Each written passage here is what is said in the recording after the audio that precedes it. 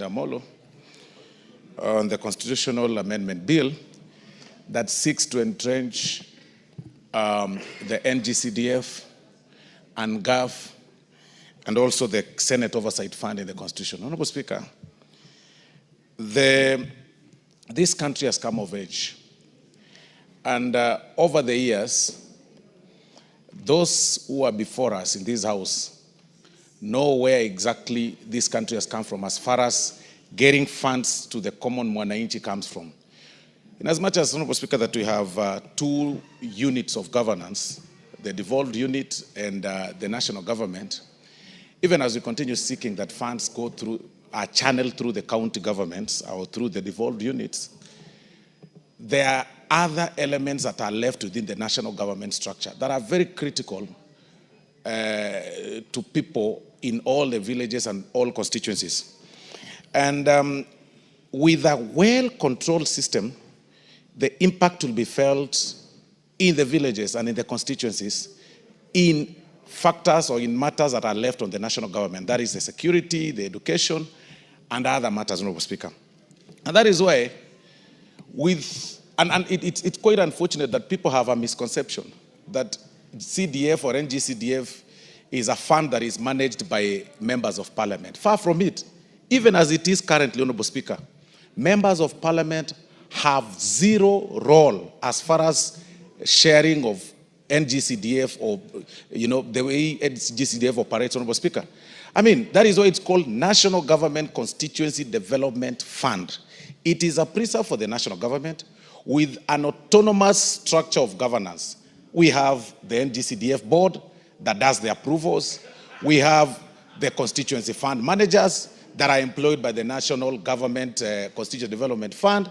Then we have the committees, in the constituencies that, of course, now collect views from the common mwananchi. And the role of members of parliament, Honorable Speaker, is very limited. It's actually to oversight, as provided for under Article 95. There is nothing else that we do. What the members of parliament do when they visit constituencies on the NGCDF project is simply to exercise their role and responsibility to oversight and see whether this national government fund is actually doing what it ought to be. It's doing what the committee proposed to the NGCDF board.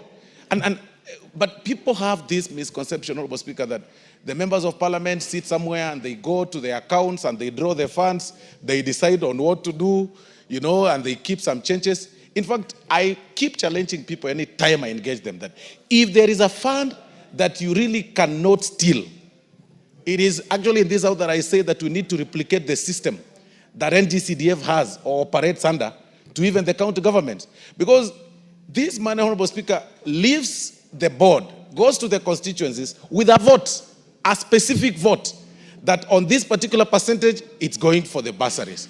This particular percentage is for education. This percentage is for this and this. We have no role whatsoever. But people think and imagine that we wake up one morning, a member of parliament wakes up one morning and decides that today I want to draw 1 million shillings from the NGCDF account. How? It is not possible. It is not practical. You cannot do that. What we do is to oversight. And what we are proposing here, Honorable Speaker, it is to have these funds now entrenched in the Constitution so that the people can feel it. Honorable Speaker, when you compare, and I've always said this, when you compare resources, when you compare the resources that are sent from the national government or through the devolved units and then NGCDF, you will realize, Honorable Speaker, that when you pass through the constituencies, every project done by NGCDF is visible. You see it. You see it. You can actually count and say, it has bought this school bus. It has done this. Some students have gone to school. Some people have, we have now police stations. We have, in fact, Honorable Speaker, some even do, like I saw Nairobi, Honorable Speaker, my former colleague, a member of this house, who left this house in the last regime, Honorable Speaker, was actually doing even swimming pools in Nairobi schools. And students have competed and even gone international through the swimming classes that they learned because the structures have been built. So, Honorable Speaker, this is the fund that is felt by the common mwananchi. When you compare every devolved fund, every fund that has left the national government, you will realize that this fund, Honorable Speaker, is so visible. And that is why some people, some very weird quarters, Honorable Speaker, are viciously fighting that this fund does not get to the common mwananchi, because they know that when it gets to the common mwananchi, they'll have no grasp. You know, they'll have no ground to stand against, because people tend to fight for, they tend to oppress or suppress people so that they can be able to use them for their own ulterior motives, Honorable Speaker. But when this fund goes to the public, Honorable Speaker, it helps a lot. It elevates education. It's felt by the common mwananchi. And, Honorable Speaker, I am a living example, personally, of this fund, the NGCDF. When it was first introduced in this House, Honorable Speaker, I was in Form 1. I was in Form 1, Honorable Speaker. And the Honorable Mingo Magara paid my school fees, Honorable Speaker, through this NGCDF. That time the fees was about 3,000. And when I saw my name on the notice board, Honorable Speaker, I was very happy. Because I had dropped out of school. I had no money. I had started, Honorable Speaker, doing menial jobs in the villages. I had nowhere to sleep. I had nowhere to spend. So I really wanted to be in boarding school, Honorable Speaker, because there was no place I could live and, so that because I had nobody to cook for me. I had nobody to live with. And the Honorable Mingo Magara, Honorable Speaker, that time as a member of parliament, then it was not under the NGCDF board. It was quite a bit direct. Paid my school fees, Honorable Speaker, through this fund, NGCDF. Although it has, over the years, it has, been repealed now to what it is today. This is the time that this House needs to stand firm and support this particular bill so that this fund is felt, Honorable Speaker, in the Constitution. Then there is also the NGAF fund, Honorable Speaker. Honorable Speaker, women play a critical role in the societies. When you move around the counties, Honorable Speaker, you will actually see, in as much as the resources they get are meager, at about 6 million per county, or 8 per constituency, 42 million per county, or 50 or 60 million, you will see, we've seen water tanks, we've seen bursaries.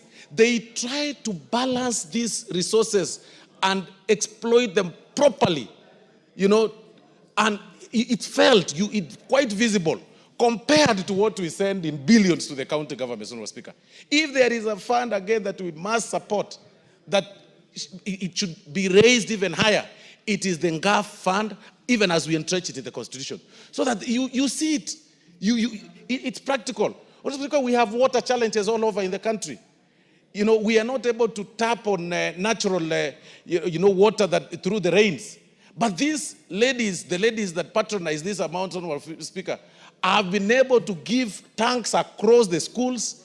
Kids are not now being sent to, they're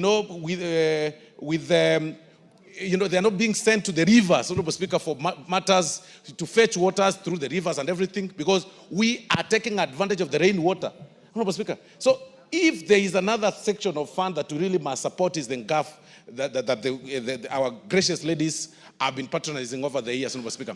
And finally, Honorable Speaker, when we talk about the oversight, the reason why the oversight, the Senate looks crippled is because they are really not well resourced. You call governors who control billions of money to reprimand them. They look at you as paupers, and because you have nothing. Even going to the counties, Honorable Speaker, to see what the funds, the devolved funds are doing is a challenge to the senators. They struggle to get to the counties. There is no special budget for that to go to the counties so that they can be able to see. The other day I saw senators, Honorable Speaker, in one of the counties when they visited some hospital, Honorable Speaker, and they really displayed quite disturbing images of patients sleeping, sharing beds, 3 patients, women sharing beds, Honorable Speaker, maternity wing. It's a very sad situation. We need to empower the senators. We need to give them the oversight fund so that when they see these things, Honorable Speaker, they can be able to work on it. So with those very, very remarks, Honorable Speaker, I beg to support and urge members to appear in the afternoon in large numbers and vote for this particular bill so that we can be able to see meaningful development in our society. Thank you very much, Honorable Speaker. Dr. James Nyikal, member for Seme.